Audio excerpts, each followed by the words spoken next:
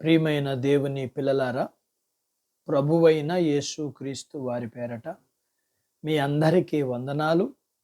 ప్రభువు పేరట మీ అందరికీ శుభములు, దీవెనలు కలుగును గాక. ఈ ఉదయకాలం పరిశుద్ధ గ్రంథము నుండి దేవుని వాక్యాన్ని చదువుకుందాం.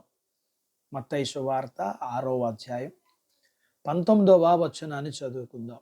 భూమి మీద మీ కొరకు ధనమును కూర్చుకొనవద్దు, ఇక్కడ చిమ్మెటయు తుప్పును తినివేయును, దొంగలు కన్నము వేసి దొంగిలెదరు. దేవుడు తన మాటలు మన కొరకు దీవించునుగాక. ఆమేన్. ప్రియమైన దేవుని పిల్లలారా, డబ్బు నిప్పు లాంటిది.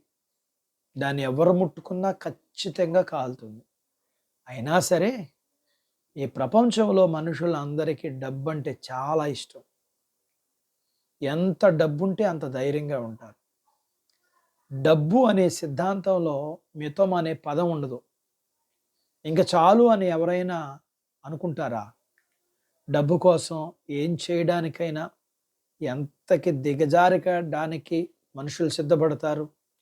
లేఖనాల్లో నీ ధనం ఎక్కడుండునో అక్కడనే నీ హృదయం ఉంటుంది.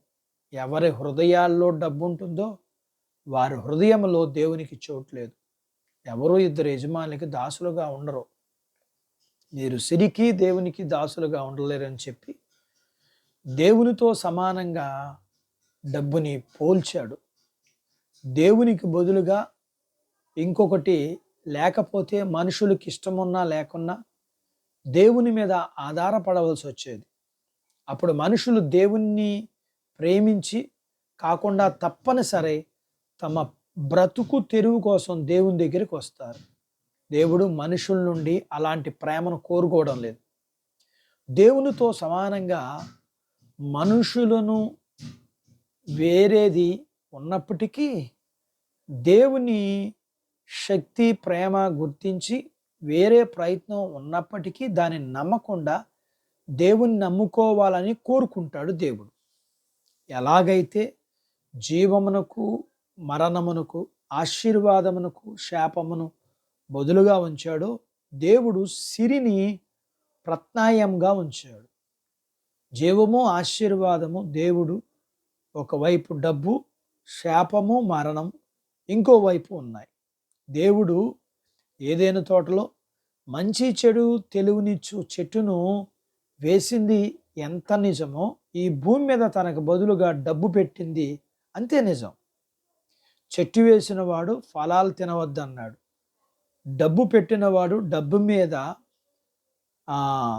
ఆశ పెట్టుకోవద్దు, డబ్బు జోలికి వెళ్ళొద్దు అని చెప్పాడు.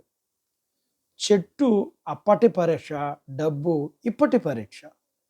చెట్టు పరీక్షలో ఫెయిల్ అయిన ఆదామవులు దేవునికి ఎలా దూరం అయ్యారు, డబ్బు పరీక్షలో ఫెయిల్ అయిన వారు దేవునికి దూరం అయిపోతారు. ధనాపేక్ష సమస్త కిడులకు మూలం. రేపటిని గురించి, భవిష్యత్తును గురించి ఆలోచించి ప్రణాళికలు వేసుకుని ధనం కూర్చుకుని ఈ పనిలో పడిపోయే ప్రమాదంలో ఉన్నాము. కాబట్టి ధనానికి కాక దేవునికి దాసులు అవుదాం. అట్టి బాధ్యత దేవుడు మనకు దయచేయునుగాక. ఆమేన్. దేవుడు తన మాటలు మన కొరకు దీవించునుగాక. ఆమేన్. ప్రార్థించుకుందాం. నాతో పాటు ఏకీభవించండి. మమ్ములను మిక్కిలిగా ప్రేమించిన మా ప్రియ పరలోకపు తండ్రి, మీ పరిశుద్ధ నామమును బట్టి మీకు వందనాలు. ఈ ఉదయకాలం మీ పాదాల దగ్గర మీ లేఖనాన్ని మేము నేర్చుకోవడానికి సహాయం చేశారు. నేర్చుకున్న లేఖనపు సత్యాన్ని బట్టి మేమందరము ఆదాము అవ్వల్లాగా చెట్టు దగ్గర వారు విఫలమైనట్లుగా మేము కూడా ధనము దగ్గర విఫలం అవ్వక మీకు దాసులుగా ఉండేవారిగా ఉండగలగటానికి మాకు సహాయం చేయండి. మీ పిల్లలను దీవించండి. చిన్నబిడ్డలను, యవనస్తులను, వృద్ధులను, స్త్రీలను, పురుషులను దీవించండి. వారి చదువులు, ఆరోగ్యాలు, ఉద్యోగ ప్రయత్నాల్లో విజయాలు ఇవ్వండి. ఉద్యోగాలలో ప్రమోషన్స్ ఇవ్వండి. చేతి పనులు, వ్యాపారాలు, పొలాలు, పశువుల్ని దీవించండి. వివాహాలు కాని వారికి అవటానికి సహాయం చేయండి. గర్భఫలములు లేకున్న వారికి ఇవ్వండి. గర్భం కలిగిన వారికి సుఖమైన ప్రసూతి ఇవ్వండి. ప్రసూతి అయిన తల్లి పిల్లలకు ఆరోగ్యాలు ఇవ్వండి.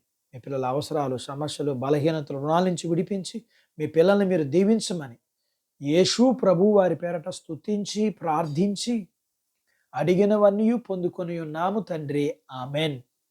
దేవుడు మిమ్మల్ని దీవించునుగాక. ఆమేన్.